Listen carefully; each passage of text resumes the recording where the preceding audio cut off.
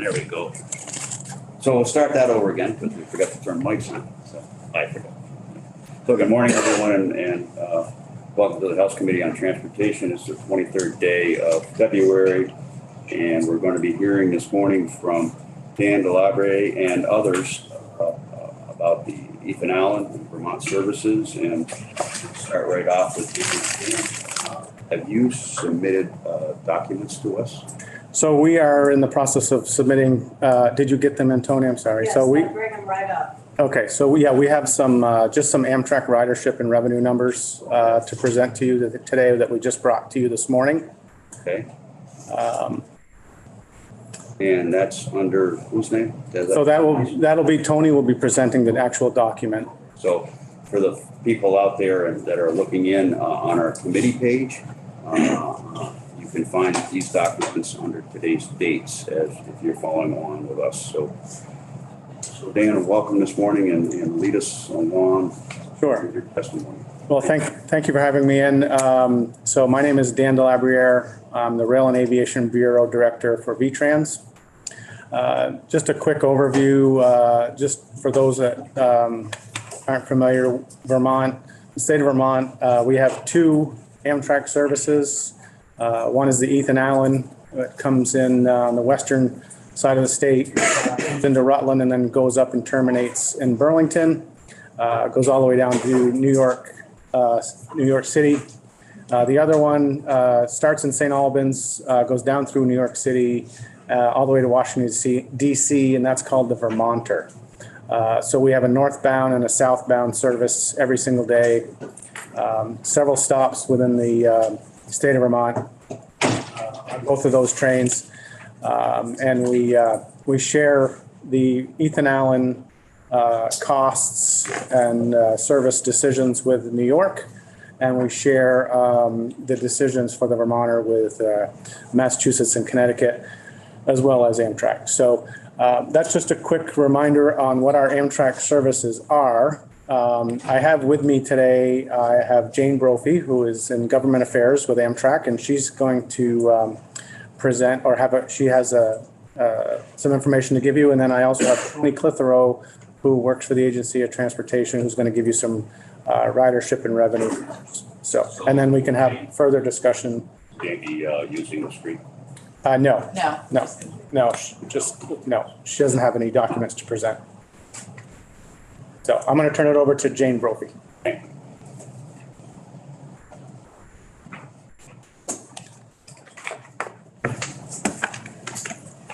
Good morning, Chair Coffey and members of the committee. Good morning, welcome. I believe you have my testimony, but I'm going to read it real quick into record. My name is Jane Brophy. I serve as Amtrak's Director of Government Affairs for the Northeast at the state and local level. I've been with Amtrak for 13 years and in my current role for 2 years, just about. Prior to working in the Government Affairs and Corporate Communications Department, I served in Amtrak's Host Railroad Group, so I have a long, productive working relationship with the state's freight carriers on whose tracks much of the state-supported Amtrak service operates. In fact, just 2 evenings ago, my ADA Stations colleague and I presented Amtrak's final plan to the Brattleboro Select Board for the new station and the first high-level platform in the Green Mountain State. So thank you for inviting me to appear today before your committee to offer our comments on House Bill H.101, specifically the Section 26 titled Amtrak Service Report. Amtrak is very proud of the work we've done with the state, and our continued partnership will ensure those traveling in the state will have greater access to safe, convenient, sustainable train travel. As you know, as Dan just briefed you, we have 2 routes in Vermont, state-supported routes, the Ethan Allen Express, which operates from New York City to Burlington via Albany, and the Vermonter, which travels between Washington, D.C. and St. Albans. As he mentioned, these services are cross-state, meaning the costs and the operational decisions are shared under the provisions of the 2008 Passenger Rail Investment Improvement Act, Section 209. This is commonly referred to as PREA 209. So under this provision, Amtrak receives funding from 17 states through 20 agencies to support the 28 routes in our network that cover less than 750 miles. So PREA 209 required Amtrak and its state partners to jointly develop a single nationwide and standardized cost-sharing methodology for state-supported intercity passenger rail service.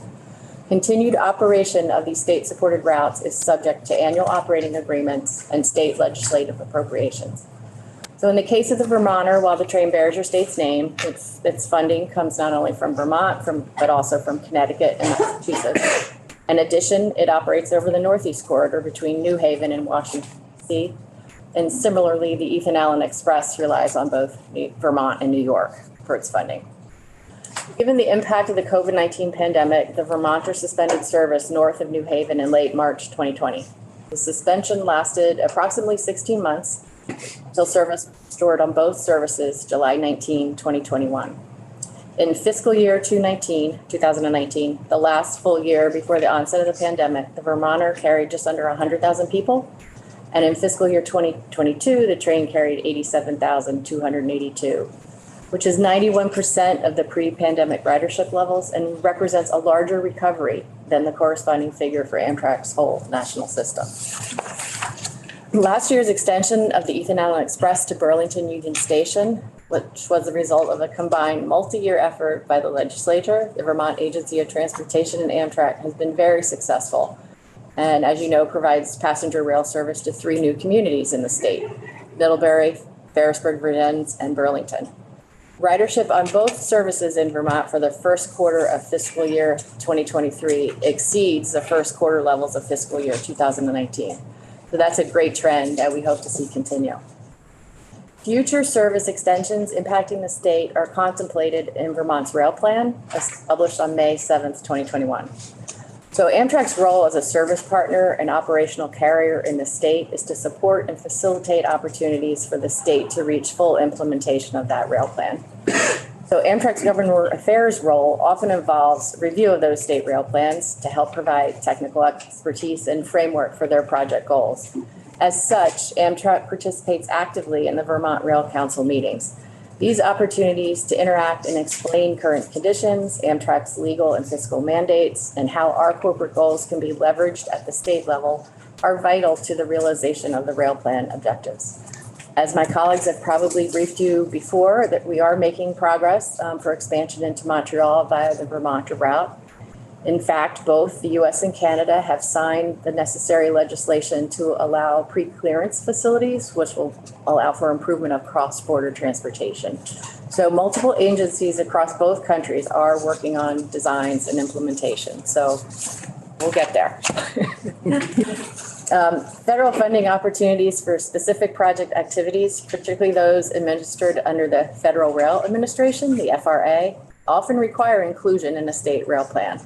So under the Infrastructure Investment and Job Act, or the IIJA, the FRA Corridor ID program provides eligible entities such as the agency to apply for grant monies to study new corridors or expansions of existing routes. We support the agency's efforts as outlined in the rail plan. I'd like to briefly address the issue of food service. So in May 2022, Amtrak convened a food and beverage working group as required by the IIJA. Congress charged the group with developing recommendations to improve Amtrak's onboard food and beverage service. So consistent with that requirement, the group consists of reps from Amtrak, labor organizations who represent the employees who provide onboard food and beverage service, nonprofit organizations representing our passenger, and states that fund Amtrak service. So the team meets monthly and has formed 3 subgroups which meet more often. And in fact, a larger team just gathered in Chicago for a 2-day summit to include a tour of commissary and mechanical facilities. So this group will prepare a report to Congress, which is due May 11th, 2023. And then Amtrak will have 180 days to review that and respond to the recommendations. And this will provide any future framework for major revisions to our food and beverage services and our commissary facilities, which at present on the East Coast reside in New York City and Washington, D.C. The Section 26 subsection E of the bill addresses the use of a cabbage car, which is specifically a former F-40 non-powered control unit in the operation of the Ethan Allen Express. So while Amtrak does use these cab units in other parts of the country, the use of this car on this route is operationally impossible because it does not fit within the necessary clearance envelope. Additionally, the Ethan Allen Express route lacks the necessary infrastructure to turn the train in Burlington, which compels this route to operate with locomotives at both ends of the train. So Amtrak, as you probably have heard, has ordered new rolling stock, which will be deployed on both the routes in Vermont. So these new trains will have cab cars that meet the clearance envelope. And so until that equipment is ready, the current arrangement must remain given the operational constraints associated with these routes. Amtrak utilizes multiple channels to share information and facilitate our customer ticketing. So we have a corporate website, amtrak.com, a national call center in Philadelphia, and of course our mobile app provide up-to-date booking information. So the IIJ funding has allowed Amtrak to advance several technology upgrades across the company, including the website. Next week, we are deploying some great changes to show how our stations load on the website. And so these changes to our customer-facing assets will improve the overall ticketing experience.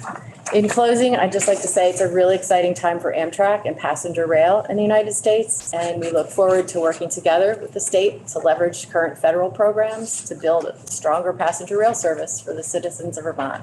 The Chair Coffey and members of the committee, thank you again for this opportunity to testify. Great, thank you so much for coming in, and we were hoping that you could speak to some of the things that were raised in the bill that's currently in our committee. So thank you so much for that. I want to open up to questions if folks have questions. Representative Bartholomew? I think I know, but what is a high-level platform? Basically think roll on, roll off if you're in a You don't have wheelchair. to step up. Right, the doors open and the platform is level with the train car. So it makes it ADA accessible. Can you tell me more about what a cabbage car does? So when you have a north-south route, you have to either turn your train for it to head back down, or you have to have a push-pull operation. So you'd have a locomotive on each end. The cabbage car is just you explained it very well yesterday. It sort of has the guts of the locomotive out, but it allows for the power to transfer to the train car. So you don't have to turn the train. You can run it south, essentially. Yeah, so essentially, the train moves, there's controls, and so in a locomotive, there's essentially what is the diesel portion, which is like a big generator. And that generator is generating electricity that goes down and powers the electric motors that move the train on the wheels. What the cabbage car does is there's no generator. All the power comes from the one locomotive on the other end. And it sends the power through the train up to the cab car, and those controls still work, but there's no generator as part of that. It's simply a control car. There's no power in the car. The power comes from the other end. So your train is getting pushed back. No, it's still getting pulled because it's driving the motor. It's driving the motor that's in the cab car. The cab car still has motors underneath, right? So it's still pulling. It's still pulling, but the electricity that's driving those motors comes from the other end of the train. Got it. Thank you. Other questions, Representative Campbell? I'm wondering what a clearance envelope is. Okay, so the size of the locomotive or the car has dimensions, and they're all measured from center line of track out. So coming through New York City and tunnels and catenary, that particular cab car just does not fit. It's too wide. It's too big. Okay. Okay, Representative, do you have a follow-up question? Well, a little bit. I'm just curious where the diesel generator was in the cabbage car. Oh, boy. There. You're getting into technical stuff that I'll ask you later. Wait, we have I think it's fair to say that we have train enthusiasts in this and in our body. So, we're really, that's where this place of inquiry is. And I will say Chris Natal, who's our state-supported manager for all the services, he's online. So Chris, if you want to jump in if you have anything to offer, please do. Sure. So the question, as I understand it, is where the generator was in the cabbage car? Yeah, it's not that important. I can ask. Okay. Unless it's a simple answer. So the cabbage car was a former locomotive and had it basically in the car body, which in the cabbage units, in most of them, it was replaced with basically a baggage compartment. So it's right there. I think I see two more questions, and our testimony is going to continue with some other folks. But let's I think Representative Shaw and Representative Lally, who is joining by Zoom, and then Representative Burke. Thank you. So on your when we talked about the food card, food service card, and explained that it's like a nationwide type operation going on. Do you want me to stop? So do all the Amtrak trains similar to the Ethan Allen and the Vermonter, their food service, is that the same type of food service nationwide? On state supported, more or less, I will say. So the food and working group is congressionally mandated. So whatever comes out of that will, be applied across the state supported routes. The long distance routes will be different because we offer more, meal prepared right on the train, et cetera. So more bluntly, in H101, there's a provision that's saying that we should feature Vermont products and Vermont food on the food card. So that would be, would that be an impossible task or against the regulations? Not necessarily against regulations. The difficulty is where the commissary locations are. So they're in New York and they're in DC. So, we have carried local products. With COVID, I believe they were taken off the train because of spoilage, and we were doing manual things. So it's not to say that we could never have Vermont products on the train again, but we're going to work through this process in the working group and follow the congressional mandates that come out of that working group. More to come Yes. on that naturally. Yes, sir. Thank you. And I see Representative Lally, who's joining us via Zoom. Good morning. That was my question that Representative Butch. Sorry. Yeah, How soon you forget And Representative Burke, and I think we're gonna continue, but we have further testimony this morning on this topic. I just want to, officially thank Jane. It's wonderful that you're actually here in our committee. Thank you so much. And thank you so much for what Amtrak has done for Brattleboro. And I think it's going to be just a great, going to increase ridership. The station is going to be beautiful. I can show you some pictures of what's going to happen. In the process, to explain to the committee, in the process of looking at Amtrak needed to make the platform AD accessible. And in the process of doing that, realized that, and then the town was going to be sort of having to remodel the station, which is basically just a hole in the wall in the back of the museum. And in the process of doing that, it was determined that it was just going to be too expensive to have the train on that side of the tracks. And so the proposal was to actually build a new station across the track and use the other track line. And anyway, it's just a really wonderful thing that's happening. And thank you so much. Thank you, Representative Burke.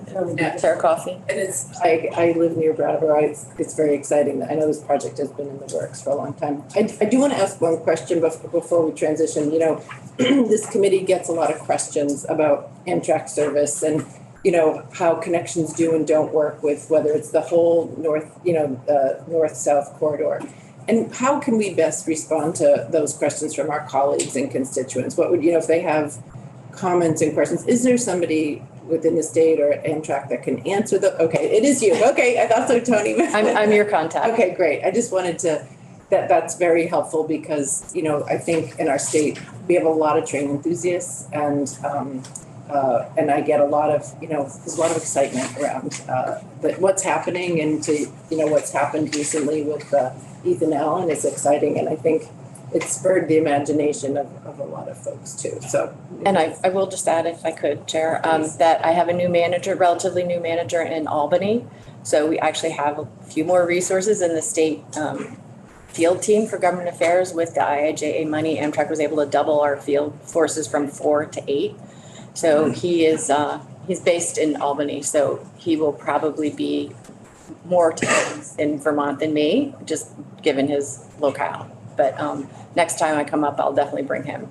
Well, appreciate you being here on this snowy day and navigate. So I know we're going to continue our conversation about on rail, and I know we have Selden Houghton here, right? Yeah, come on in. And I think I just want to. So Dan, yes. Yeah. So we had some ridership numbers. If you wanted to see that real quick. Oh, absolutely. I didn't want to cut that short. Tony Clipero, who was our Amtrak works at Advance, is our Amtrak contract manager. And she just brought in just some data about where the trains are and how they're operating. Oh, sure, so I did. Yeah, And so it's, if we could just. yeah, station, right? Yeah, great.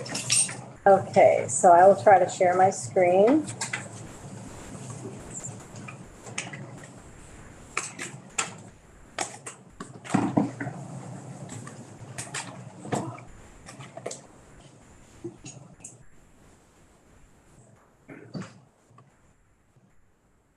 There we go. So I'm here to bring good news about ridership on both of our trains. Both the Ethan Allen and Vermonter are in the top tier of state-supported routes in terms of their performance and their ridership recovery. And so it's a good news story that I'm happy to be able to share with you today. The first slide is on the Vermonter, and what we're doing in this slide is comparing our last and our best full fiscal year, which was fiscal year 19, with what we had in fiscal year 22, which was marred a bit by the Omicron virus. We had quite a slump from December. We recovered kind of in March. But as you can see, once we came out of Omicron, we started, it's the red line, we started tracking very closely to our best year on record. And as you can see, we are pretty much tracking right on that through the end of fiscal year 22. So that's the end of September. I've also included the first 4 months of fiscal year 23, so you can see that the trend is continuing. And in November, our ridership was up considerably over fiscal year 19. So that is a very, very encouraging sign. And as you can see, it's still tracking pretty closely to our banner year. This is the Ethan Allen Express ridership. And as you all know, it wasn't until July 29th of 2022 that the extension to Burlington, Middlebury, and Ferrisburg for GEMS was launched. And if you look at the blue line for fiscal year 22, you can see the steep increase in ridership that occurred right about the end of July. And these numbers are fabulous. They far exceed our expectations. And going into fiscal year 23, the first 4 months, you can see that this trend is continuing where we're outpacing fiscal year 19 by a good measure. And revenues are tracking pretty closely to the ridership numbers. And the Ethan Allen's a little engine that could, and we're expecting a lot more good news coming out of the Ethan Allen and the ridership as well. Well, it's really exciting to see that those numbers going up. It's really exciting. It's really exciting. So we have some questions. Representative Dodge. Again, just wanted to say this is such a cool, we were in downtown Burlington and my mom and I I just want to kind of express like this whole international, even just getting Vermont at this point connected to New York City. My mom and I were speaking Spanish. My mom's from Mexico.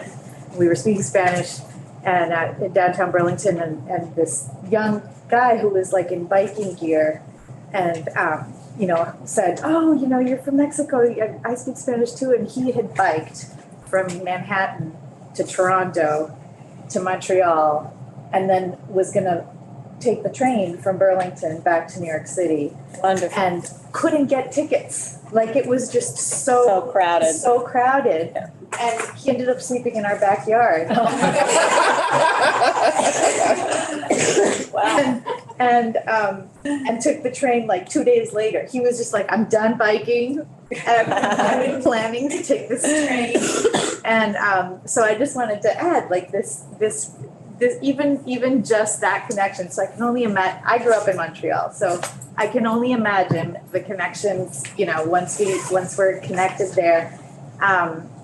I think ridership is gonna boom, and Absolutely. Canada has such a big train focus. Like every Oh, yes. always train is across Canada, because we just go one way. you know. Yeah. It's pretty simple along the border, but so, yeah. Just wanted to- I'm glad you took care of that gentleman. Oh, yeah, he was great. We have a couple other, Representative Pouch and Representative Bartholomew. Thank you. So the question, I guess, could be for everyone. It's, I guess we all believe it will get to Montreal. Maybe what the best timing would be, how long will this take so we can tell our constituents just how long we think it'll take. And then any other expansion into Vermont. I think 101 talks about bringing a Massachusetts rail car up to Vermont. So the question is, best guess on the Montreal connection, and then is there any other expansion sort of, being looked at seriously?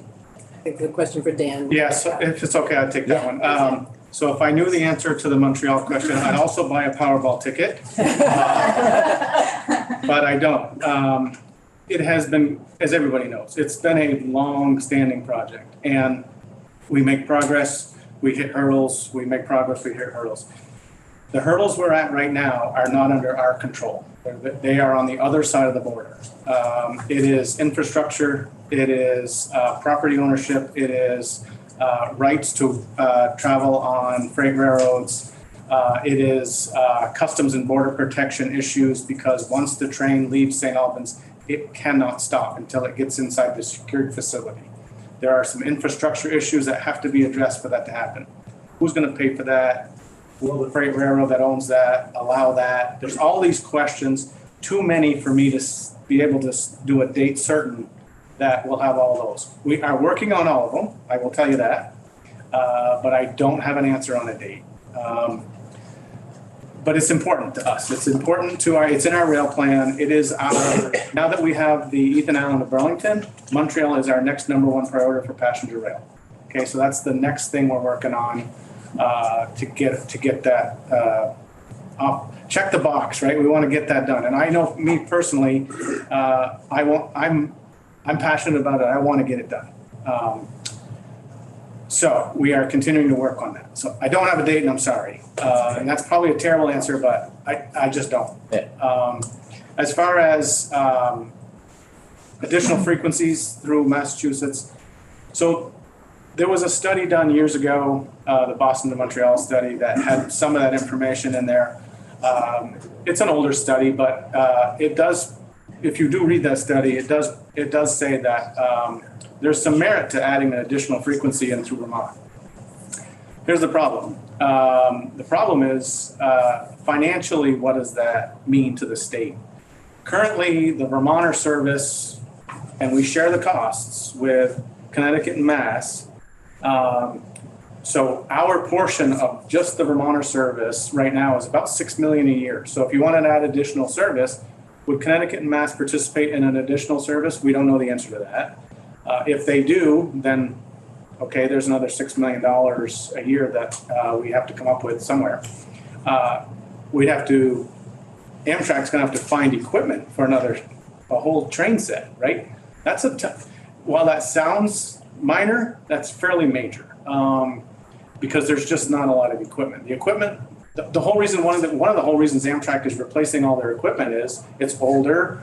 As their equipment sort of gets to a point where it's not repairable anymore, they're at their point where they're going to replace it. So there's not a lot of spares left around, is what I'm saying. So it's not as easy as just adding another train set, because you think about that, there's a northbound, there's a southbound, and generally there's a third set that's usually in the rotation somewhere that's in maintenance at the same time. So there's quite a bit of equipment. So the second frequency is, I'm going to say, in our plan, not right up front. It's something that we know we're looking at, and I don't think it's the right time for a second frequency right now. When we get it to Montreal and we're starting to look at some serious ridership revenue changes, I think that's a great time to really talk about a second frequency. Okay, thank you. And I think we have a few more. Representative Bartholomew, Representative Burke, and Representative Schacht.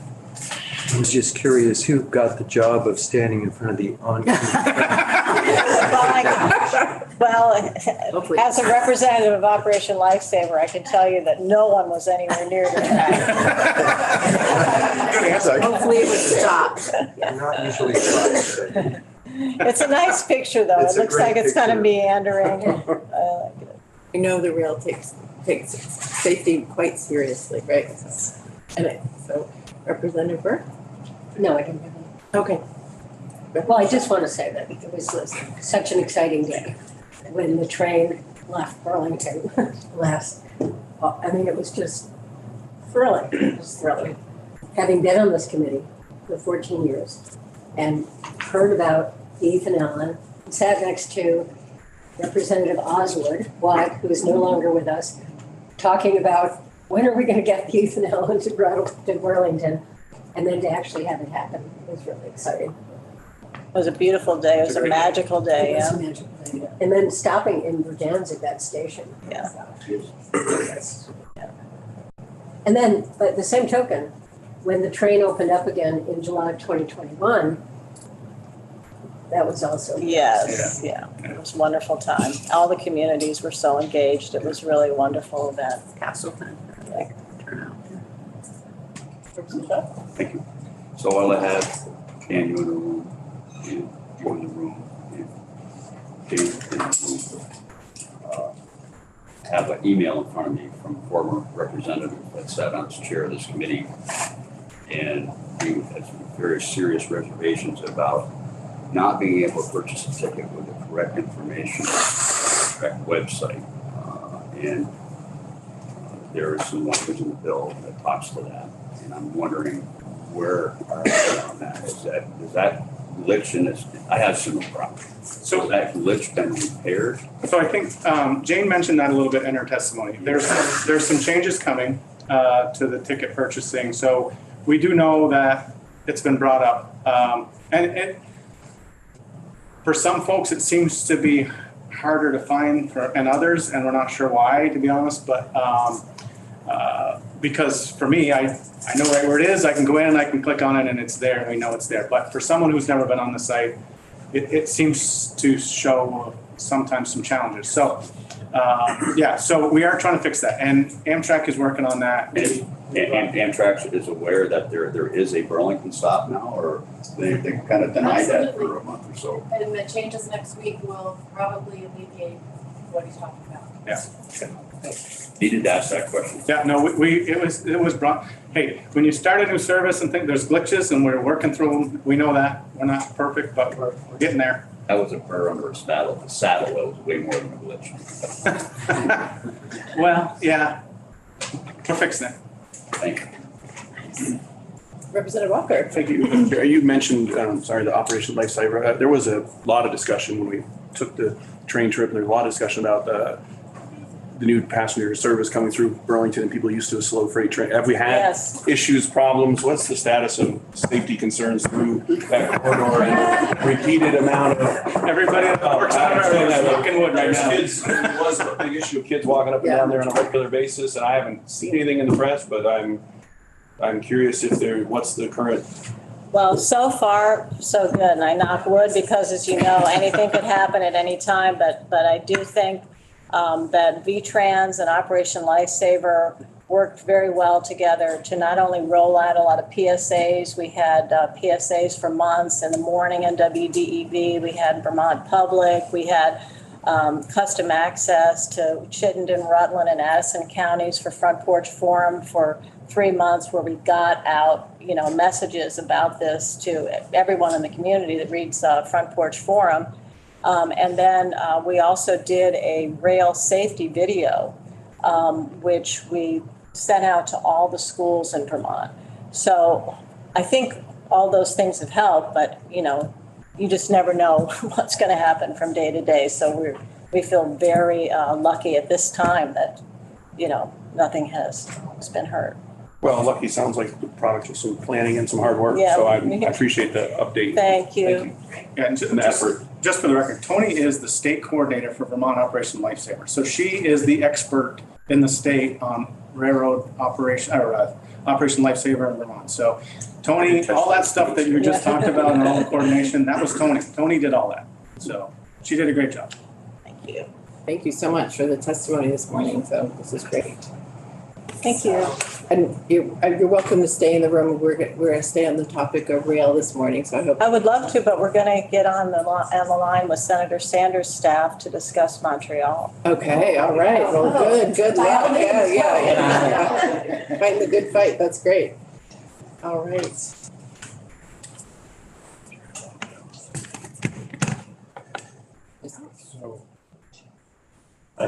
Do I have permission to share my screen, Jeannie?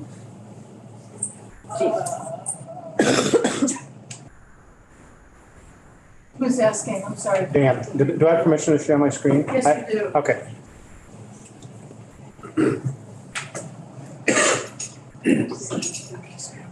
Thank you, Jane. Thanks, Dan.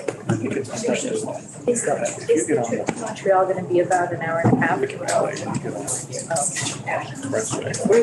just train there. Great. Well, we're just shifting in the room. So Sheldon first with us. Have the slideshow. Yeah, at the same time where I leave, see all the different casts.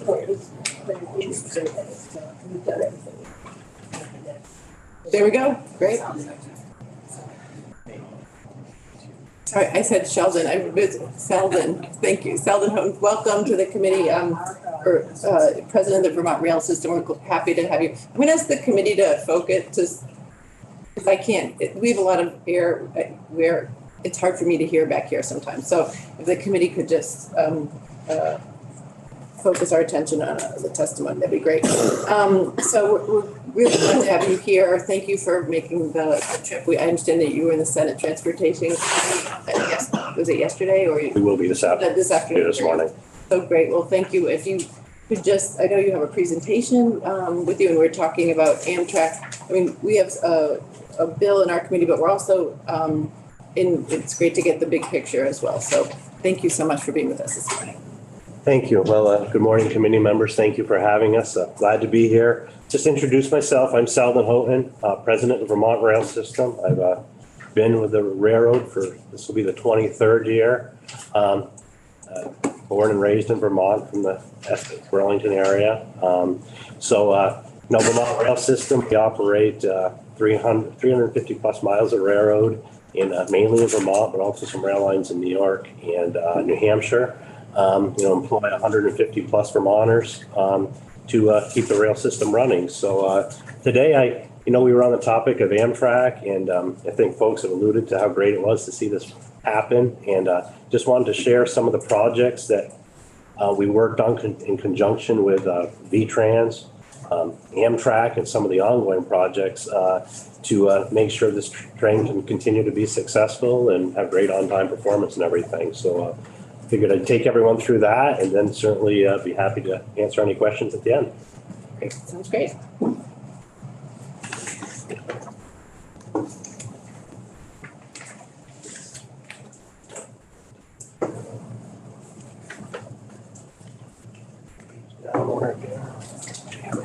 Okay, there you go.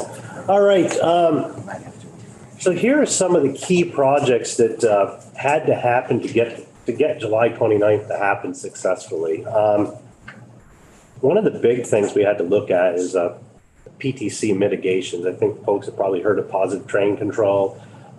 Certainly the Vermont Railway is what's considered a pretty light density railroad.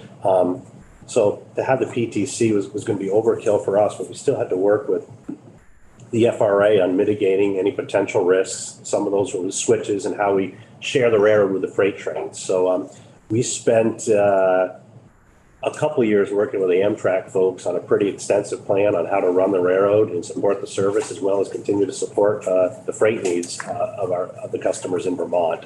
So that was a key project. Working very closely, a VTrans project where we did a good chunk of the work was the layover track in the Burlington Rail Yard. There's also some work we participated in at the Burlington station platform.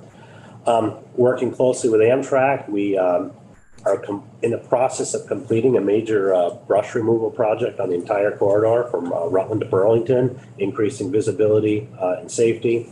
and working with V-Trans and Amtrak, a project to deal with areas along the railroad because there's so much clay that in the spring and when you have heavy rains, the tracks don't always hold their surface and you have to slow the train down. So we wanted to maintain on-time performance. So we worked on a project there, and I'll talk a little bit about some of those just on a high level. So some of the PTC stuff we did, I mentioned switches. That's a big concern. You know, we have say 45 some odd switches between Rutland and Burlington, and one of the things you always want to make sure those are on the main line, and that's one key safety thing for Amtrak. So internally, we developed a system to do this on an economical basis. We worked with Amtrak on showing them this technology. We're able to implement it between Rutland and Burlington, and that was a key component to getting the FRA comfortable with how we wanted to run the railroad and do it in a cost-effective manner. So that was a big project that was ongoing at this time last year. We started the heavy lifting probably in January, had most of it wrapped up in June. This is one of the other components of that switch monitoring. You can see the position of a switch a mile out. It's also tied into our dispatching system. And this is, the FRA has seen this. So a key point. I mentioned Burlington Yard. We had to find a place to put the train overnight. I'm sure folks know there was a lot of dialogue going on for a bit about that. So working very closely with V-Trans, they put together a project to put another track in the Burlington Yard. At this time last year, these are pictures of that work that was ongoing throughout the winter to have a place to lay the train over when they started bringing the full consist up in June before the official start date. So that was a major project to be doing in the winter, and it went very well, and a lot of great collaboration with V-Trans on that. Just some additional work that was going on last winter. And this was about the May timeframe after the tracks were in. What this is us surfacing the track. We put the stone down. You can see one of the qualification trains on the very left side of the screen. So Amtrak was up here as we were finishing the final surfacing on these tracks. It was end of May, early June. This is Burlington Station platform. The picture on the right or on the left of the tracks, you can see the machines working. That was summer of 2021. We did some initial work to move that track closer to the station to accommodate the bike path on the west side. That was some work that VRS did in preparation for the V-Trans project, which involved getting the platform and everything built. And you can see the opposite that, the platform and the progress of being completed. And that was a V-Trans project there. So another key project. So those are some of the projects that were needed to get July 29th to happen. One of the big things we wanted to take a look at is this entire corridor hadn't seen passenger trains since the 50s. And we talked about some of the safety concerns and trespassing and visibility of crossings, getting a lot of the brush on the corridor. You know, every year we maintain it. We can go out about 15 feet with our equipment, but over time, you've got a very big canopy of leaves and everything over the tracks, and you had tunnels and spots. I mean, that was a big concern to us to be able to, for safety, having trees come down, and when you had weather events, heavy snows, things of that nature, as well as visibility for folks near the railroad. So that project basically cleared the right of way from Rutland to Burlington. They're in Burlington right now. They're just wrapping up, and they're heading south to just do some fine tuning, but it looks really nice, very safe, good-looking corridor. That's a project we've worked very closely with Amtrak on. Representative McCoy? So there's a couple of these vehicles here. Are those stationed? Do they live in Vermont, or were they rented to come in? No, this is a contractor that does a lot of work for the MBTA in Boston. They're a rail-specific contractor. They had specialized equipment to come up and deal with this canopy over the tracks. Okay. It's a challenge for us. We don't have the equipment to do it. So. All right, thank you. Yeah. So just a few more pictures of this one picture here on the left with the signal case. It's Harbor Road in Shelburne. You know, you got school buses over this crossing, kids going over it. It's where some of the pictures were taken last year of concern. Great visibility now coming into the town. I think a huge safety improvement. The other one is right behind Middlebury College, behind the hospital. A lot of pedestrians use that, and that's another area we want to get opened up to get great visibility, folks on bikes, snowmobiles, walking. So some major safety enhancements. That was a project we worked very closely with Amtrak on. So I mentioned another key project. The line from Rutland to Burlington's on a lot of clay. It gets wet. A lot of the track surface doesn't hold well. So you have to slow the trains down to 10, 15 miles an hour, which certainly wasn't something we wanted to have on a brand new service. So V-Trans did some of these projects in the spring of last year. And then after they completed the ones that they were working on, we worked closely with Amtrak and some of the federal funds that are available to continue that work up to Burlington. We were able to inject 20 plus spots, do some other stabilization. In January, we had all the slow orders removed on the north end of the railroad. So far, so good. Things are holding up, and we're hoping this spring and summer, when we get the rains and get the thaws, that this work will pay off and we'll be able to keep the run times we have. So very, very key project, and really think the efforts will pay off. Madam Chair? Yeah, I don't know what the slurry injection is. Sure, yes. It's a grout, kind of like a concrete that's Okay. injected into the ground and solidifies. Okay. Good question, Representative. I'm just gonna ask the committee, we're running a little bit late and we packed our morning, so I wanna let you get through your presentation and we can have some questions at the end. Sure. If that works for you. Just some additional pictures of that stabilization work going on. A lot of this work was done at night to keep the trains moving. One thing I'll touch on real briefly, I'll go through this quickly, is a lot of welded rail. We all talk about passenger welded rail. It's a key component. The corridor from Rutland to Burlington is all welded rail, along as a good chunk over to Whitehall. We have some ongoing projects to take care of some of the last rail between Rutland and Whitehall that's jointed. A lot of training, a lot of math. A lot of our folks have a lot of theory. They have to understand how to manage this and maintain it. So it's a very important thing. Just some of the work we're doing is, as this rail expands and contracts, you're out there constantly heating it, welding it, cutting it. Just a lot of things we have to go through to support and keep trains on time. So this is just some of that work that goes on throughout the year to maintain this welded rail that's been put in to support the passenger service. So just quickly wanted to show that. This is some of the work that goes on. Just a lot to it to get rid of those joints, but it's a great quality ride and really pays off. So we started the service on July 29th. There's some pictures of the Burlington platform with the train there. I happened to take the train down to New York a couple of weeks ago. It was pretty nice to see a train to Burlington Penn Station. See that on the right-hand side of the screen. So I think everyone spoke to how successful things are going. We've been hearing the same from the train crews and everyone else involved. So it's a very uniform message, and a lot of people are very happy with things. So the opening day, and I guess with that, any questions? There might be, I didn't want to rush you, but it's always helpful sometimes to let people get through their slides. Sure. But are there questions about, from the committee? Yeah, Representative Shaw? Representative Shaw? Just curious about the security and where the trains parked overnight in Burlington for vandalism or, other terrorism.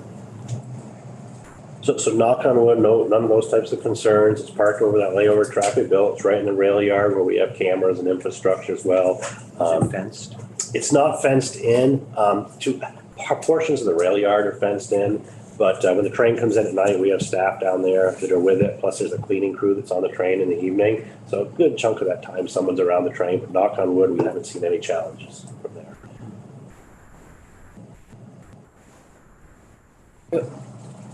You all set? Yep. Yeah, okay, great. Representative So Sullivan, I think you undersold the positive train control a little bit, a whole lot.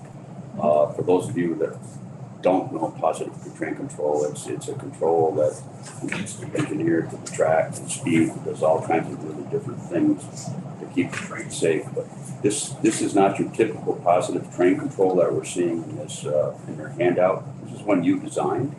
Correct. This is one we by the FRA, and it's acceptable for positive train control on an Amtrak line. And that's a big feat, I think, and I think you should take some credit for that. You know, thanks. We definitely glad to have that. It definitely was a key part of things. So thanks.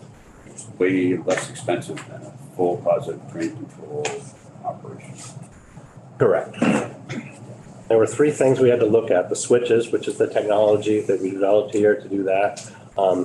Making sure the trains, there's separation between the trains. That was a block type thing we set up with Amtrak. And speed restrictions, which Amtrak had some technology they put out to do that. So we're able to address the three primary concerns. Yeah, thank you. Great. Representative Dodge. Yes, thank you, Madam Chair. So we got a tour of the lab where we test out, you know, the paving and roads and bridge construction. How did you develop that technology out of, you know? It coincidentally worked out when we had seen a need just to have our dispatch in Rutland have better visibility of some of the switches on the railroad. And it just, I think you probably heard of a lot of this Internet of Things technology, IoT technology. That's what it's based off of. And it lends itself well to this type of scenario. You know, a lot of the communication stuff is in place. You just add on to it. So you don't need to necessarily have a full engineering staff on to take advantage of some of this stuff. And admittedly, some of my background's in engineering, so it was but it stemmed from a need internally that just happened to coincide with an incident that happened in South Carolina where Amtrak was talking about positive train control on all the Amtrak routes. So we said, you know, here's something we're working on, and we just kind of ran with it from there. I think 2018, and it just, yeah. Kate. She has a question. Kate, Representative Lally, I see your camera on, I'm not sure if that means you have a question. Well, one is formulated in my mind. Maybe I'll go ahead and ask. I was wondering about, you know, I have the train that goes through my town, and I learned, I think yesterday, that the procedure to have a quiet zone is something that has to happen through the federal government. However, we seem to have maybe not a quiet zone, but something, maybe an informal arrangement that has long been in place. And I was just wondering if you could explain a bit more about how that works for those of us who have, you know, the train coming through our communities. Thank you. Yes. Yeah, this is a good question. And yeah, usually that process starts with a municipality. You know, they will, there's some, and I'm not 100% versed in the whole process. I know we do have a quiet zone from Burlington down to just north of Shelburne that was implemented in the late 90s for the Champlain Flyer commuter service. It's still in place. And that process really starts with the municipalities along the corridor that are interested in a quiet zone. There's a lot of diagnostics and engineering work that needs to go into it. That information is put in front of the FRA, who ultimately needs to approve that they're okay. And we have a regulatory requirement to always blow the horns. So that's the process where the FRA can say, yes, we accept the mitigations that have been put into place to make the grade crossing safe. So we will not require you to blow the horn at these crossings. And so it starts at a municipal level. Yes, the railroad's involved, but we're not the ones that actually implement it or improve it. Did that answer your question, Representative Sheldon? Sorry, Shelburne. Representative Lally is from Shelburne, so I was like conflating those two in my brain. You all set? It did. Thank you, Madam Chair. Great. I think I have a related question to piggyback on that, and maybe you can help with this. In my community, the two communities I represent are Vernon and Guilford, and the rail goes right through Vernon, right through a crossing with Route 142. And there are a number of residential streets that have been probably most likely farm crossings that cross the rail, and now they're residential homes. And we have, it's an industrial corridor. North of that is, you know, Sir Sosimo lumber, like a number of concrete. I mean, there's a lot of industry along the Connecticut River. And there's a tension that's grown in this community around the trains being kind of parked like along basically blocking their roads. And so is there anything, I mean, it's been, and Dan knows a little bit about this, he's been helpful, but part of it is, I think some of these folks don't exactly know where to turn, because the railroad is so, it's freight, it's passenger rail and everything. And so if you can, for things like that, I know these happen in other communities throughout Vermont too. So it's not specifically Vernon, but, any thoughts you might have? Sure, I can answer that, I think, on a general level. I'd point out too, just a couple parts there. I mean, we're one railroad in the state. I think the line you reference on Connecticut River is a different operator. We don't. Okay, so it's not even your rail, so I shouldn't even. But to answer your question a little further, I mean, it's certainly something,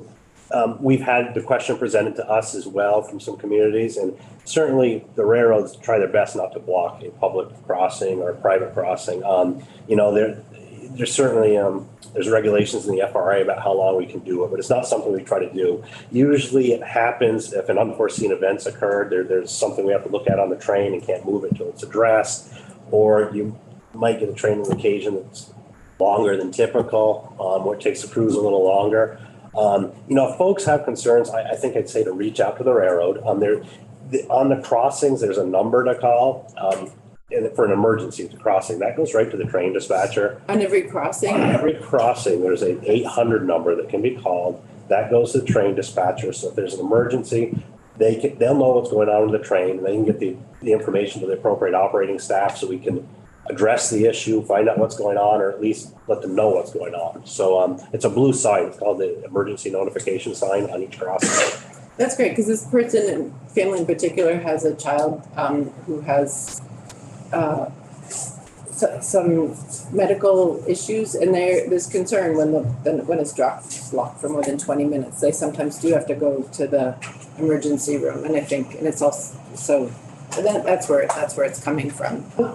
So, and I know that there are some regulations about the length of time that a train can be to block a road, but it's really not very enforceable at a resident, an individual Vermonter's level. With calling law enforcement doesn't really, that hasn't really been that successful of a route. But I was not aware of the phone number to call. And so when you call that number, who would you reach? It goes to the train dispatcher. So they're seeing the movements of all the trains. They know where folks are, and they can get it to the right operating people, or they'll know what's going on and can address it. And that goes if there's a car stuck on a crossing, any type of situation. That's the emergency number. It's a priority number. For us, we have a red phone in our dispatch office, and that number rings. That's the priority phone to answer and deal with it. That's great. Thank you. Never know what the situation. Thank you for answering, even though it's not your not your responsibility. Go ahead, Representative Dodge. Thank you, Madam Chair. Are you involved in the Essex? No. No, that's a different railroad. Okay, thank you. As we're getting to know them, I was pulling up the map and trying to see what's what. So this is, as we get the newer members of the committee, myself included, get oriented. It's helpful.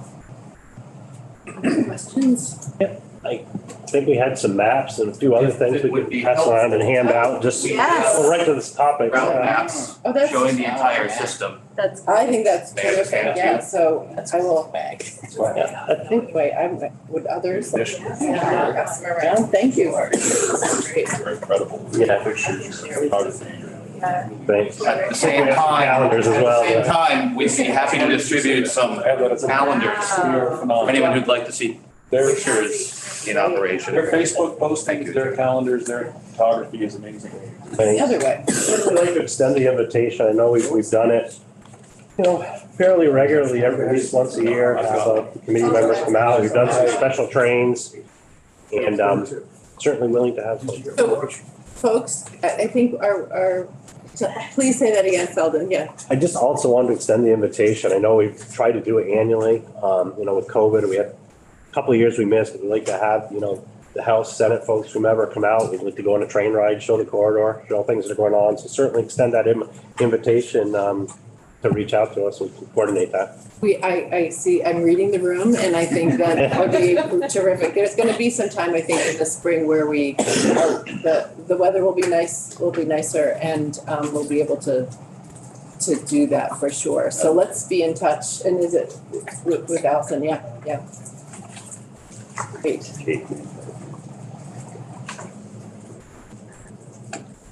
Yeah, I don't think so. So I think we're gonna move on to, thank you so much. I don't think there are any remaining questions. Thank you. Thank you for coming to Montpelier on this snowy morning. So we're continuing with rail related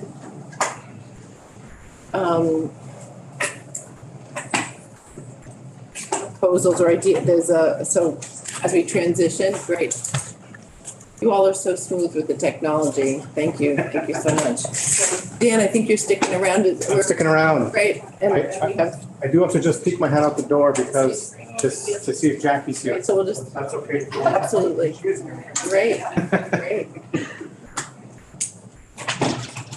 Thank you again. Thank you very much. Too. You want to set yours up? Thanks I'll just pull up. Thank you so much, Allison. The rail legislative luncheon and reception on April 20th. So yeah, I'll be sure to remind you all. Thank you. Thank you. So I'll start us off and I'll just, while you're setting up, I'll.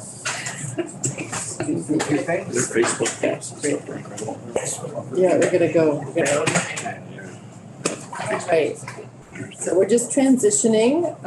And do you need, welcome? Yeah, so Jackie's gonna set up while I'm kind of talking. Okay. I'll kind of set off to the side because she's the one presenting. And why don't you give them to our committee assistant knows who get likes paper, we might save a minute.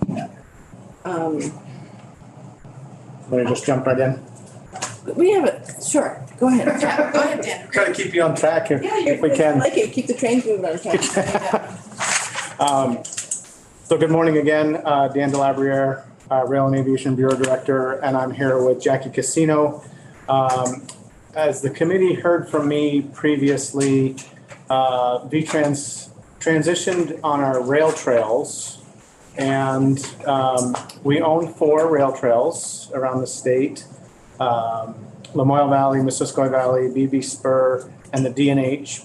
And so what we decided to do was bring those sort of back in and manage those 4 rail trails within the state at VTrans. We had them, some were managed by Forest and Parks, some were VAST, some were VTrans. We wanted a more consistent way to manage our infrastructure. So we hired Jackie Casino as our trails manager to sort of be the, one place to go. Much like, with Amtrak, we have Tony. So if you guys ever have any questions, backing up to our previous testimony, you guys have any questions, you can reach out to me or Tony, and we'll be able to help you and your constituents. We're always here to help. So same thing on the rail trails. You can reach out to me or Jackie on rail trails, and we'll be able to help you out with any questions on rail trails. So when I did the budget testimony in there, there was a rail trails line, $762,000 was the rail trail management line. There's an addition, and Jackie's going to talk about this. I don't want to take all Jackie's thunder, but there was an additional amount that for the Lamoille Valley Rail Trail to try to get that trail, as everybody knows. I think that trail is just about done construction. Will be, all of it 100% be 100% open this year. And Jackie's been working with communities along the way to get better access from different communities. So that these communities can take advantage of access points within their community, directly access the trail. So could I interject here just sure. so the committee, this is what we're talking about today. Dan is absolutely right. We heard testimony on his budget. This section of the budget, there's an ask from the general fund for $3 million, I believe it is. And we're hearing testimony on it as well, since it touches into our world. Right. So I just wanted, what I was trying to do was point out the difference between that 3 million and the 762,000, which is in the line item of the rail budget currently. And Jackie's going to talk about the 3 million a little more, so I don't want to take that away. But so the 762,000 is really for maintenance of the existing, all 4 of those trails I just talked about. There's a maintenance need, obviously. There's mowing, there's surface rehab, and trees that fall down or need to be taken down, and different things that of existing infrastructure. The 3 million is more about expanding the Lamoille Valley Rail Trail and the access points. So that's the difference between the money, and that's all I was trying to point out, that there's a difference between the money. And then with that, I'm going to turn it over to Jackie, and then we'll come back to questions at the end. Thank you, Dan. And that clarification is helpful for the committee. So, Jackie, welcome. Morning, thank you. Good morning. And so before you dive in, if you could just introduce yourself for the record. Good morning, I'm Jackie Casino. I'm the VTrans Rail Trail Program Manager. I know a number of you from my previous role from VTrans. I've been with the agency for about 10 years in the policy and planning world. So it's very exciting to be able to come over and along with many folks in the agency and outside the agency help to get this program started. So let's get moving on this.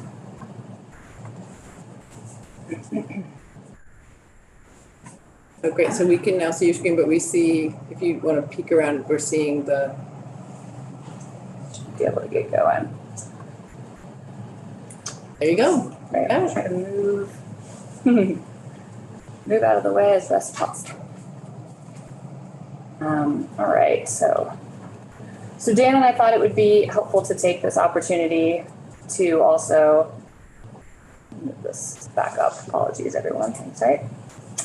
To give a program overview in general, just because that helps to set the context of what's going on with the budget, right? So Dan mentioned some of these items, but the program is new to the agency. In fact, we're the only DOT, AOT in the nation to house a rail trails program, so it's very exciting. I like to joke and say we're at Army of 1.5 staff. It's myself as the program manager, and I'm fortunate enough to share a field technician with rail property management. But that's not true because we are assisted every day with folks in the district, folks throughout the agency, and a multitude of people outside of the agency, whether it's ACCD, the regional planning commissions, VAST, and a multitude of volunteers who are very passionate about these trails and have been doing this work for many decades. So we are really working with these trails, many champions, to get this program up and going. As Dan mentioned, we officially took responsibility for the LVRT and the D&H Rail Trail this past summer, bringing our total trails up to 4. There's the BV Spur at 6 miles in Newport and Derby in the Northeast Kingdom. There's the Delaware and Hudson in the southwestern part of the state at 19 miles. There's the Missisquoi Valley Rail Trail at 26 miles in the northwestern part of the state, and the Lamoille Valley Rail Trail, sort of the crown jewel, at 93 miles. It is the longest contiguous rail trail in Vermont, and in fact, it's the longest in New England. So it is quite a draw for folks. So I think most folks know, but these are 4-season trails. We're very fortunate with 3 of the trails for them to be managed and groomed by the local clubs with VAST through the winter, making sure that snowmobiles can access them, folks on fat bikes, skiers, snowshoers, and walkers, of course. And then in the rest of the year, it is open to horses, walkers, and cyclists.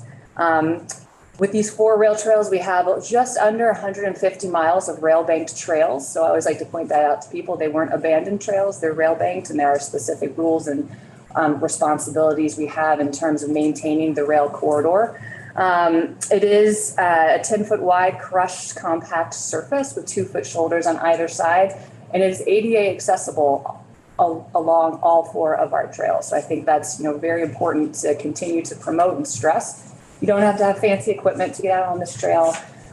You just need to be able to get to it, right?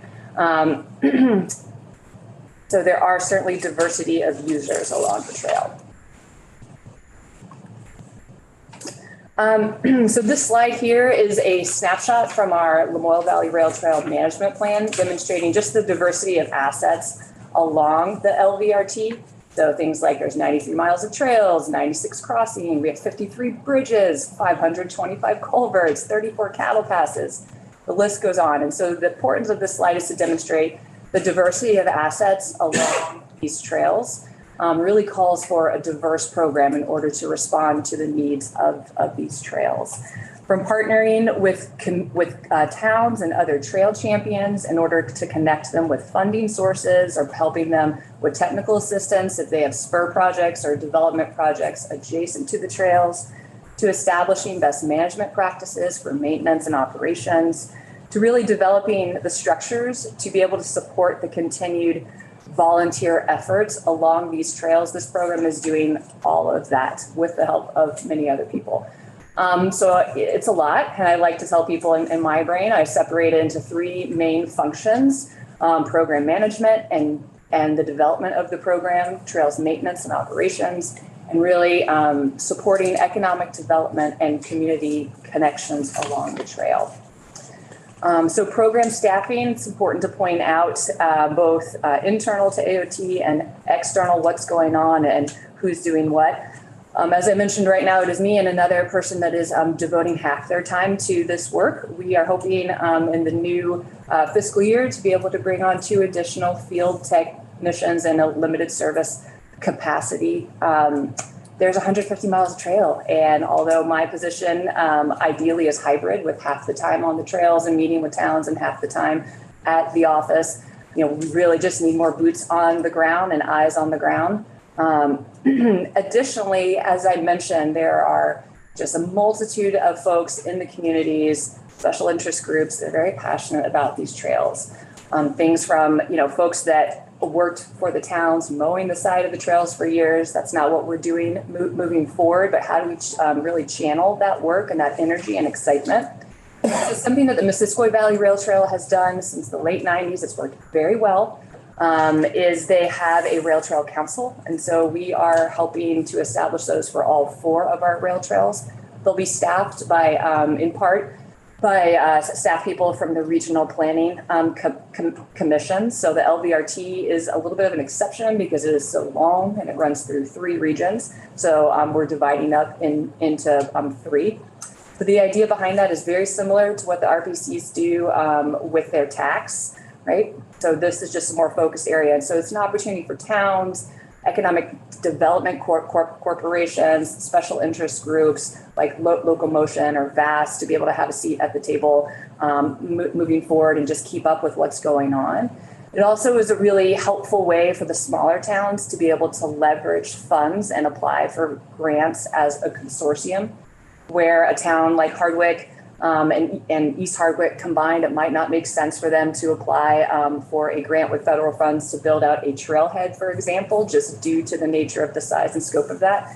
If all 5 towns in Caledonia County that are along the LVRT do so, it makes more sense, and the RPCs can help them do that. So this slide is another example of work that we are doing, and it is directly drawn from the Moyle Valley Rail Trail Management Plan. We are completing plans like this for all 4 of the rail trails. This was the first one. It was recently completed late fall of 2022. The next one will be beginning on later in 2023 is for the NVRT. And really the idea behind this is it is a structured way to engage the public and stakeholders in a robust planning process in order to identify a cohesive vision for each trail, to detail the management and maintenance strategies to support asset management and consistency corridor-wide, and to identify strategies to spur or complement connections amongst the towns and economic development. So what you see here is just a sample of goals and action steps from that plan. And it is what directly informs my work as well as my work with the RPCs and the trail councils. Moving on to trail maintenance. So we like to think of these trails as a linear corridor like many of our assets. So for the LVRT, for example, whether someone gets on in Swanton or St. Johnsbury, we want them to know that they are on a Vermont state rail trail. And so part of that is being able to maintain the trail consistently along all 93 miles. So this involves asset management and inspection, It also involves seasonal maintenance, like you see here with mowers, and really thinking, about that corridor, not just what is on the ground, but also what is growing up and encroaching on the trail. Are there trees that are dead or dying that need to be pulled back? And really looking at establishing best management practices. So in terms of trail operations, I think it's important to point out that a well-managed trail system really needs clear policies and procedures for what can be done where. There's a lot of people that are really excited to be on the trail, to be doing things on the trail, having businesses along the trail or using the trail for a tour company, and we want to support that. We also need to make sure that everybody is treated fairly and equally and following the rules that go along with the rail-banked trail. So part of this is looking at, well, what are the allowable uses from user types on the trail to businesses operating on the trail.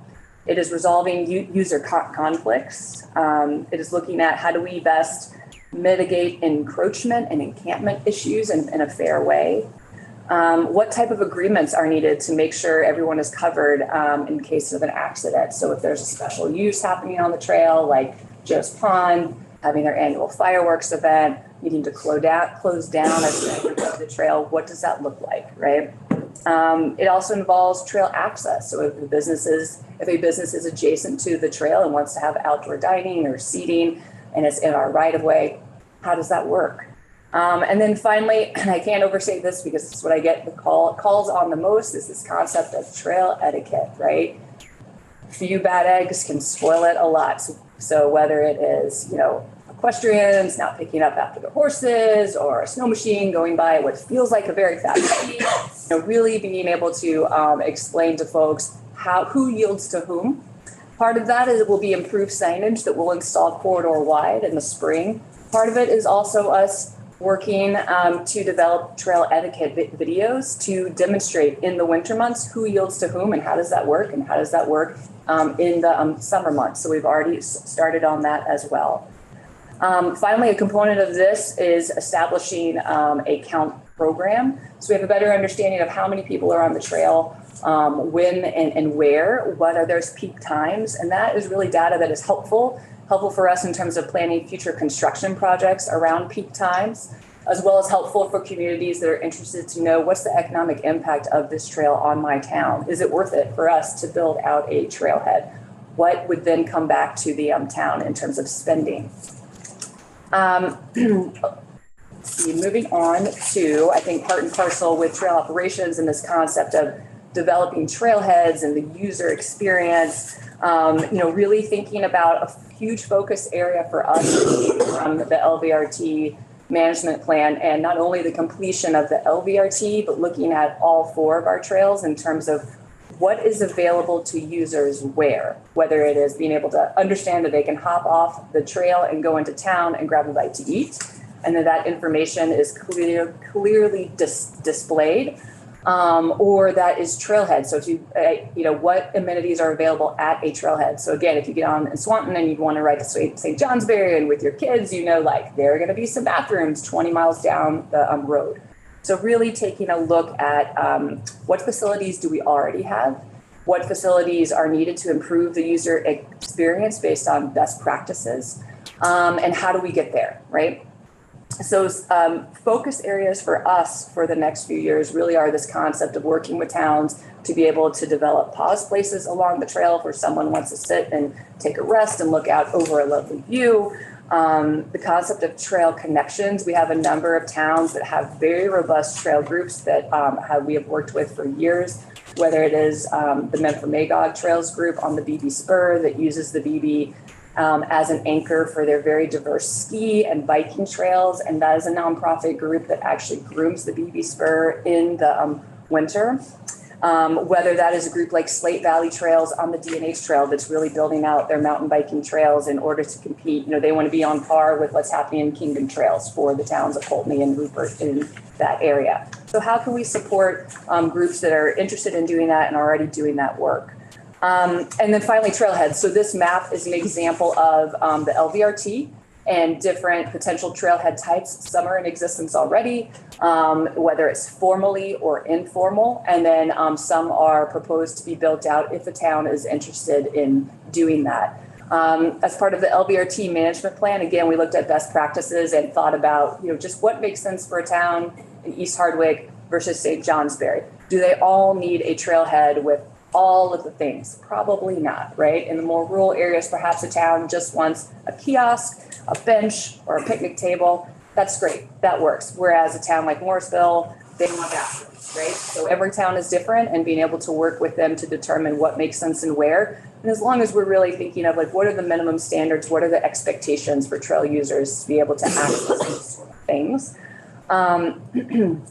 So a little bit more about trailheads is they really serve as the gateway to our rail trails and vice versa to our trailside towns. A variety of amenities can be included at these trailheads. So as part of the management plan work we sketched out what could this look like if you were a trailhead type 3, which is also known as the Cadillac of trailheads, right? So you think about all users. So you have the space to drive through if you have a truck and a trailer for your horses or your snow machines. Maybe it is adjacent to an already programmed community park or a boat launch. So really trying to look at those opportunities where it makes sense for a town to co-locate these things.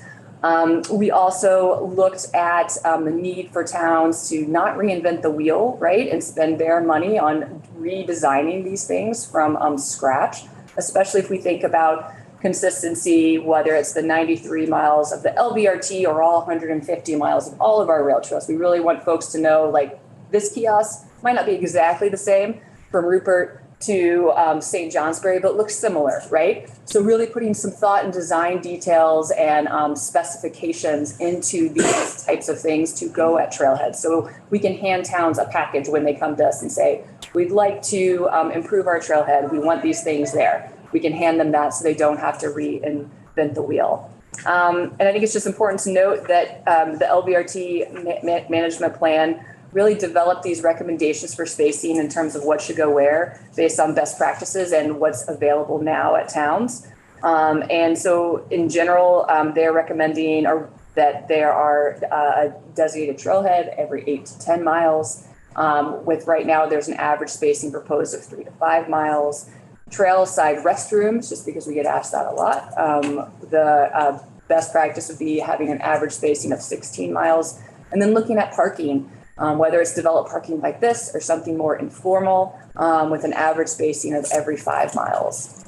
Again, this gets into more detail in terms of designs, both for things like pavilions and kiosks, bike racks and water filling stations, to also help towns think about how to orient these things, because the entirety of these trails are considered a historic asset, right? So we don't necessarily want to block the view of people coming from their cars to the trail. So little details like that can go a long way in the permitting process for them to make it smoother and simpler for towns that want to do these sort of things. This is an example from the Missisquoi Valley Rail Trail. You go to their website, they have an interactive map. I think it is a great example of something we're working towards in partnership with our sister agencies, with RDCs, and local businesses along each of the trails as we develop a trip planning tool, just to have more robust data on, okay, I want to hop off in Morrisville and grab a sandwich. Where can I do that? What are my options? So the idea behind this is something that the Northwest Trails Council did for the MVRT, is that they developed a trail-friendly business program. And that's something that certainly can be done for all 4 of our trails. So these are initiatives that VTrans might not spearhead, but it's already been done, and we are developing the partnerships to be able to support communities or our sister agencies and pushing this forward. So we are moving forward with improving and developing a website for 4 of our rail trails, which will have a trip planning map like this. We are in the process of developing a regional marketing campaign for the LVRT to deploy this spring and throughout the fall that will reach both the regional markets and national markets. But then things that we might not spearhead, but we know you can get a lot of bang for your buck for these towns. Something we know is, the establishment or communication around camping and lodging. has the potential to bring the most money back into these towns. So how can we support towns that are interested in doing these sort of things? The development of a trail-friendly business program, which is very simple, and it can really just provide the level of detail on our trip planning map. And then there are already towns that are looking at how do we quantify the economic impact of this trail. So a report was recently done for all 5 Caledonia County towns for that, and there's interest in doing that corridor wide. And again, that's something that we, just being abreast of what is happening along the trail, can connect these towns with other organizations that have done that work. Touching base on the importance of partnerships, right? So I mentioned these great trailheads. Well, that's not something that we at this time have the capacity to maintain, but we know the towns are looking for that. And we know that from the user experience, the users are looking for that. So how do we then connect towns with funding that is available to build these assets? How do we ensure that the permitting process is as smooth as possible to help fast track that through? So again, there was a first round of the LVRT community grant program, which we put together. Thankfully, we had access to $2 million in congressional direct spend monies from Senator Sanders' office. The first round of that went out this summer. And the majority of communities that applied were interested in scoping and feasibility studies. And so the next round of that grant, there's a real opportunity to take those designs and move forward with design and construction. Most of them are looking at improved trailheads or building new trailheads. Some communities, for example, in Hardwick, are looking at improved connectivity from the LVRT as an anchor system to their town trails. So these are all things that they can do with these monies. Very similarly, what's currently proposed in the $3 million of the governor's recommended budget from the general fund could do the same thing. So the real need is for, again, trying to make this as equitable as possible for those smaller towns that have come on board later, as well as being able to support the towns that have been on the developed parts of the LVRT for years, and just make sure that, the Fairfields can compete as equitably as possible with the Morrisvilles, right? So that is also, very cognizant in my mind as we develop these grant programs. That is all I had for my presentation. I'm happy to answer questions if people have them. Or great. I'm just saying, I have a couple to start. We have until 10:30, so we can have some good discussion. So I'm just going back to that last slide about the funding. So of that $2 million in congressional, how much have you gotten up? How much was awarded in this last? Yeah, so about half was awarded. So just a little under 1 million was awarded, which makes sense because we only had 2 communities that were ready for design and construction, and the rest were all scoping and feasibility. So is the intent with that funding to also fund construction beyond scoping? Yes, correct. And my other question is, one of the things, we spend a lot of time with your colleagues who run the bike ped program. I'm just curious, why these are not part of the mix there, because it seems like a really similar kind of work. And yeah, so that's a question I had. Yeah, so we actually evaluated that before we kind of brought it back into sort of the rail section. The difference, how it's different is, so Bike Ped, they may help us with some projects, like if we did a resurfacing or something like that, we might work together on something like that. But the day-to-day management, it's important to manage this as a rail banked property. We manage this property almost exactly like our active rails because the federal laws are the same. These trails have to be managed in a way that railroads can come back. I guess my question is more directed at the community grant piece of it, okay. And so that it's because I totally am with you on the the maintenance budget that you have. Okay. And sorry, just for context, I was in the committee in corrections and institutions, and I think our vice chair was too when we the funding, I think it was 12 million that was being proposed in the capital budget. There's a lot of discussion, and then it landed in AOT. It's a great program. The rail trails, it's great. So that's, and I think there's broad support for it in our body. So my question is more specifically about the community grant program piece, because it seems really kind of similar to what we're doing over in Bike Ped. And so for me, the question is like, you know, why is it not being part of an existing program where the administration and everything is there, and where the similar kind of expertise, you know, scoping to rolling out to community projects? Sure, that's a great question. In fact, we are working with our partners in the Municipal Assistance Bureau as we develop this program, and are managing the program in coordination with them because it is very similar to the Bike Ped program. What has been discussed previously is that in terms of the type of projects that are coming out of the LVRT community grant program, or really any project you could think about for any of our rail trails of this type, would not necessarily be as competitive as, say, a community that is going for a Bike Ped grant for a sidewalk connection where there's a missing link, right? There's a clear like need in terms of like transportation, and this is a little squishier for, you know, lack of a better way to put that, in that it is, you know, around community development, economic development, recreational amenities, transportation amenities. It's a little bit of all of those. So the thought was that it might not be as competitive if it went through the Bike Ped or TA grant cycle. Not that it wouldn't be funded, but so there's that in combination with the real need identified for the lack of trailheads along the entire corridor of the LVRT, and then some of our other more established trails as well, such as the BB Spur or even the D&H Trail. The magnitude and volume of what that means was pretty substantial. That's my understanding, but I don't know if Yeah, and I think it's also important to really kind of call this out as something that's unique and new, and not quickly roll it into another program. So we really are still trying to figure out what our need is here. So keeping it growing. So keeping it a little bit separate for at least a little while, to let it grow on its own.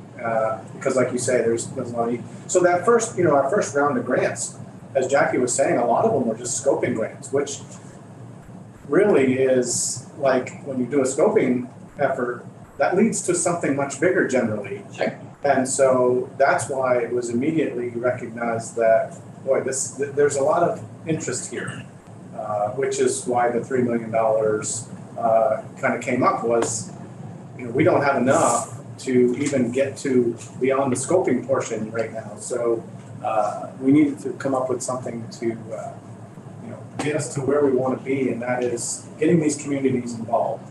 This is a great asset, and if we can get these communities to participate with managing a trailhead or whatever their community wants, and it's gonna make this trail successful.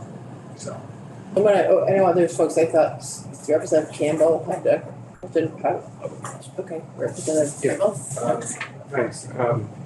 Just a quick clarifying question about the different types of trailheads. Just to elucidate that.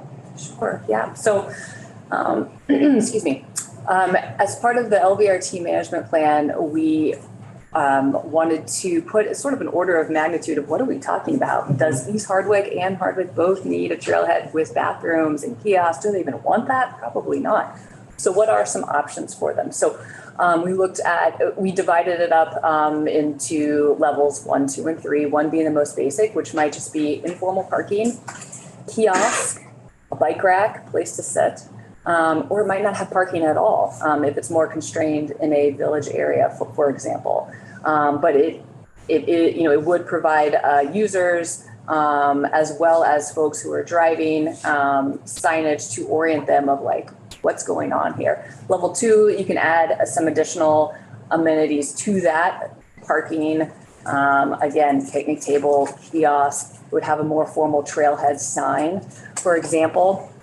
And then level 3 would add to that. And, we would hope that it would have, be in an area like Highgate or Swanson where they do have a capacity for more parking spaces, bigger parking spaces that would have the pull through. So, vast and the local club folks could use it in the winter as well as folks with horses.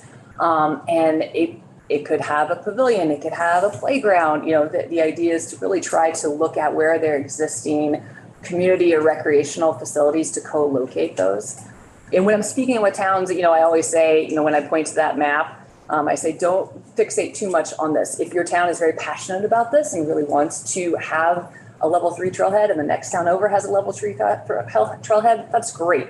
It's really what they want to do, but it was really for us to wrap our brains around what's bare minimum of what a trail user could be needing if they're going from, Swan to St. J. Yeah, that helps us when it comes to conceptual orientation. One other question about the $2 million that was on this slide. That's different from the $3 million that's in the. So Correct. Is this current year, fiscal year money? The $2 million is correct. Is that? Is there more money for other trails, rail trails, or is it? That's a good question. So historically, there have been some other options, a little bit piecemeal. So there's the VORAC, the Vermont Outdoor Recreation Economic Collaborative. I hope I said that all correctly. And some communities also are eligible for like a Northern Borders grant. So there have been some communities that have piecemeal things. There's often not, for example, I'm thinking of 2 of the communities we awarded for design build for a trailhead, Swanton and Greensboro. Their total amount asked for came to just under $700,000. And there hasn't typically been that sort of amount of funds in terms of trailhead building. So that was our hope and our expectation, was that this $2 million would really go for those building out of larger trailheads. Where there hasn't historically been a great funding source for that sort of work. Great, thank you. Representative Couch? Thank you. So I'm a big supporter of this. I know the Cape Cod Trail. It's been there a long time, and you just see all the businesses and everybody interconnected to it, so it works really well. Well, one question is, we're putting a good amount of money toward this and the maintenance and expansion. Do you have a really good economic study, showing, the benefits to particularly the towns that are on it, the influx of tourism and whatnot? That's one question. It would be good to have that so we could, help justify the funds.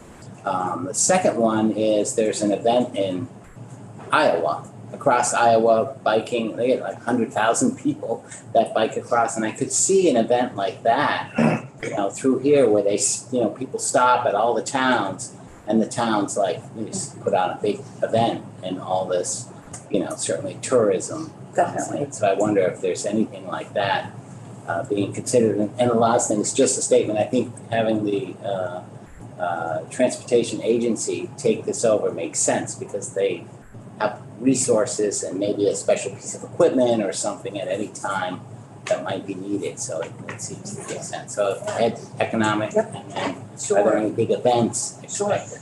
So we have a very recent economic impact assessment. I say we, but it was NVDA did this for the Caledonia County towns regarding a future projected use on the LVRT, as well as the economic impact of that to those 5 towns. I'm happy to share that with folks post this meeting. And our hope is, our plan is to, with the establishment of that count program, in terms of just getting counters in the ground on the trail before summer, we'll have a better understanding of the volume of people coming through.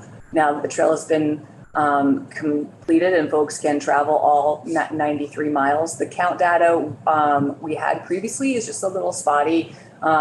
Some of the counters have been out there for a long time from Bass, so the data is not very rich at this time corridor wide, but I'd be happy to share that report. And I think my takeaway from that was that even if we do nothing else in terms of promotion, if we just build it, there is significant economic value to these towns in terms of people coming in and spending money. Where we can get the most bang, where they can get the most bang for their buck, is the supporting of folks being able to stay overnight, right? So staying overnight, you're spending more money.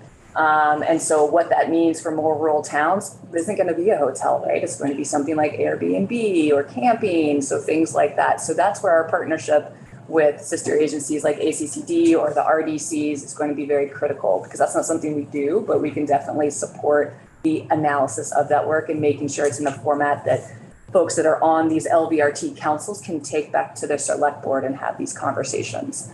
And then yes, special events, very much for it. We just had the annual LVRT sled dog event, which there were 35 teams. It is the longest sled dog event in Vermont, and people come from all over for it. It's a very big deal. It goes from Morrisville to Wolcott. And we've already been approached by folks like Catamount Trail for an end-to-end ski race. So I think there's, as long as the safety of like the users is paramount and we can do that, we certainly would support events like that. I think we have Representative Shaw. So it's all fun till we get the money. Yeah, sure.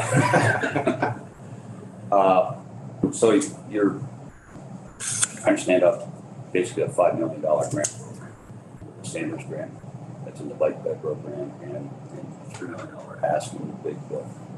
And then I look at, yesterday, your ears must have been burning, because when we went through this and we got to the LVRT, there were some surprises for us on other parts of the trail. We'll go into that in a minute. But the projections from the bike ped folks say you're going to spend $2.3 million in that, that's listed in our book. You're going to spend $800,000 in FY24 for grants, 25, another $800,000, and another $750,000 in 26. Fair to say that's accurate? And I'm sorry, I might have missed the first part. Was that their projections for the bike ped program in general, or was that their projections? No, this is the projections for the Sanders earmark.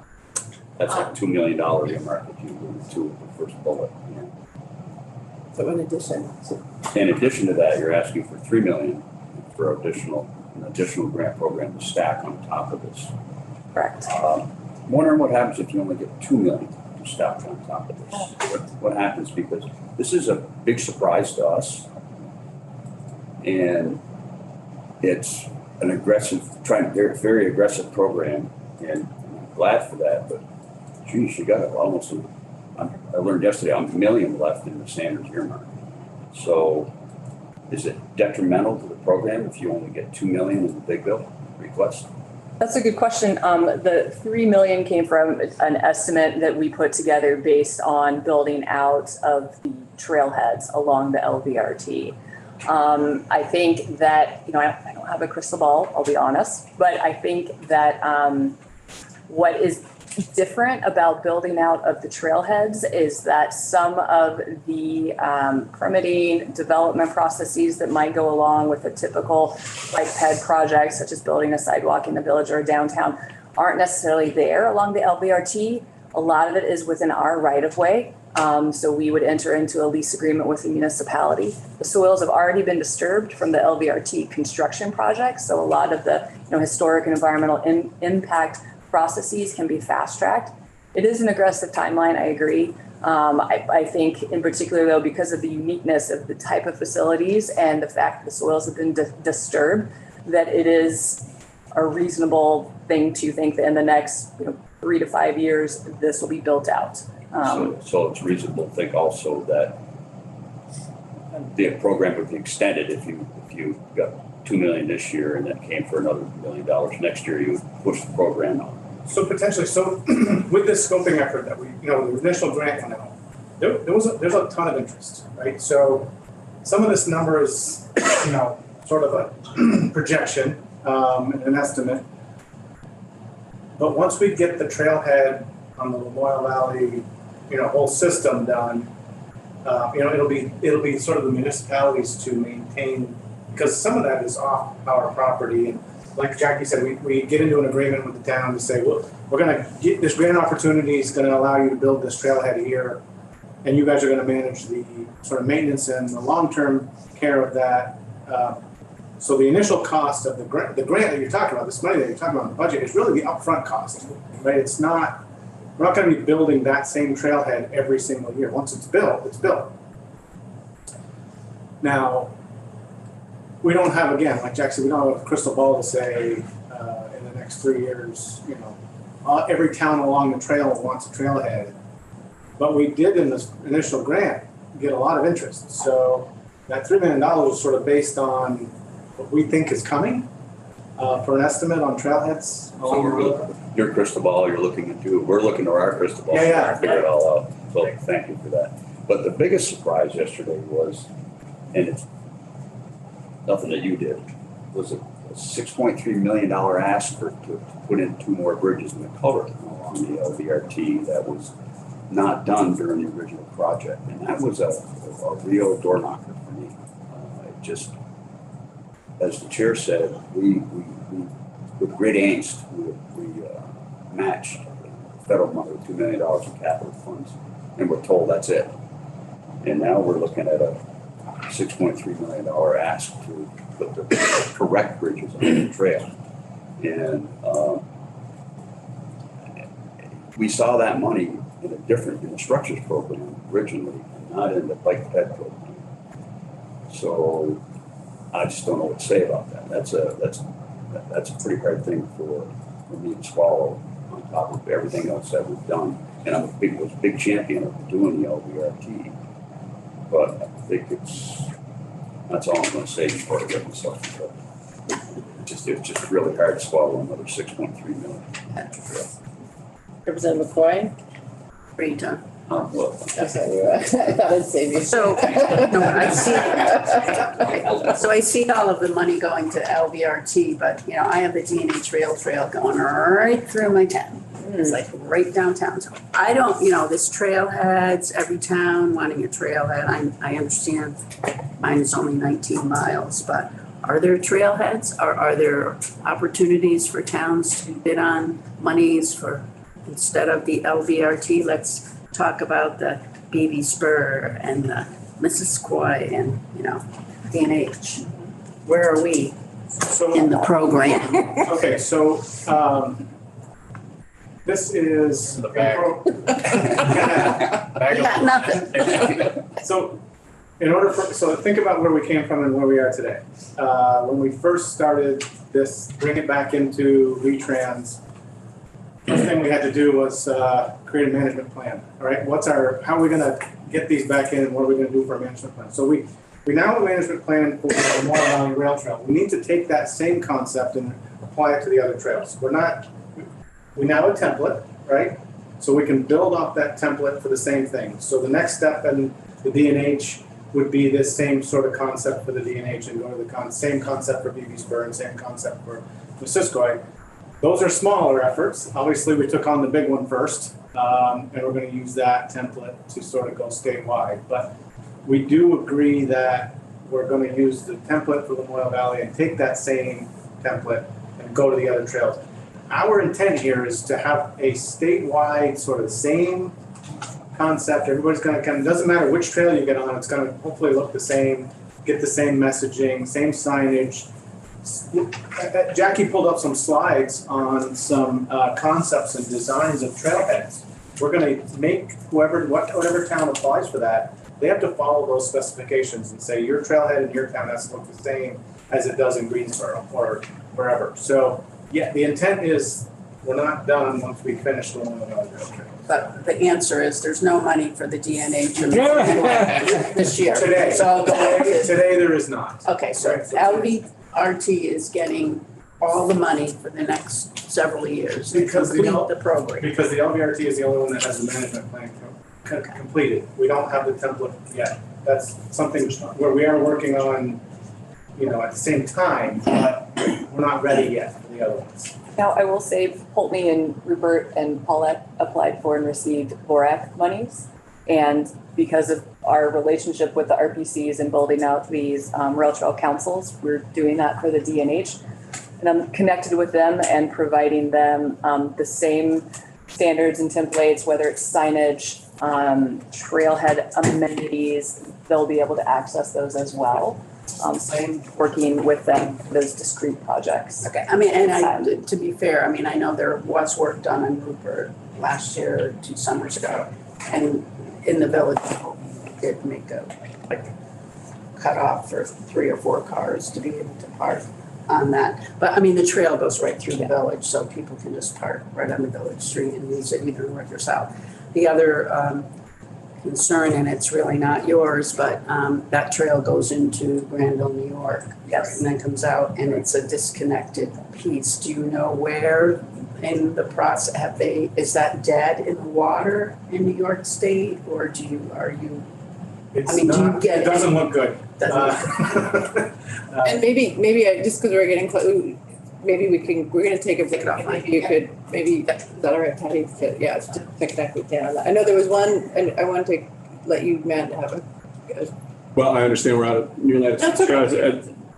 Speaking to the money and where Representative Shaw was at, there was a mention of 2.5 or 2 more technicians to add. You're also substantially increasing the facilities that are going to be needed and managed. And so I guess coming back perhaps to the committee at some point, there's going to have to be a much clearer expectation of the budget needs going forward. That because there is been several ads and ads that are going to go on and things that you've mentioned. That doesn't, so I'd like to hear a little bit more about that money. It doesn't seem like we're quite clear yet how much that's going to be, but it's going to be also a perpetual ask. And those things like promotions, websites, et cetera. Before, to prepare for today, I looked at the MVRT websites and looked at some of the other promotions. They're great. They're also very outdated now. And that requires a maintenance and anyway, the program won't shrink. It's only going to get bigger. There's a lot of support for it. Don't get me wrong. I'd also like to hear in the future about what other spurs opportunities, more about what are the opportunities, more in the maps and some of the stuff that you presented. I would love to hear a lot more about what spur opportunities there are and what other pieces there. You mentioned abandoned trails. What other trails, spurs to other town pieces, and what other abandoned and the difference between abandoned and banked. So there's a huge amount of enthusiasm for them. I can't expect you to answer all of that in a few minutes, but there is a lot there. I would really like to hear more about the potential in the future and some more coordination on how we're planning on paying this year after year and where that money's going to come from. There's quite a bit more money there. And fair, we would be happy to have you come back in. 'Cause in all fairness, we did ask them to speak only about the specific asks. And they've opened us up to a huge amount of, wow, there's a lot out there. Yeah, but I do have to say, this did evolve from a lot of interest, 93 miles, of really robust volunteer interest in the trail, and it's really exciting and great. But I think there are some of the questions that we were asking a few years ago is what's the fiscal impact of this? And so we have to do our job to look at that, and we often have to balance needs versus wants, and these are precious general fund dollars, that we're talking about. So, but this was really, really great. And I want to end on a positive note. There's a lot of support, I think, for this is our rural economy. There are a lot of rural communities. This is a big part of economic development in that part of the state. And so, we know that there's a lot of good, but we're asking tough questions just because that's our job. And I appreciate that a lot because we're still learning, right? We've had this program up and running for 7 months. Yeah.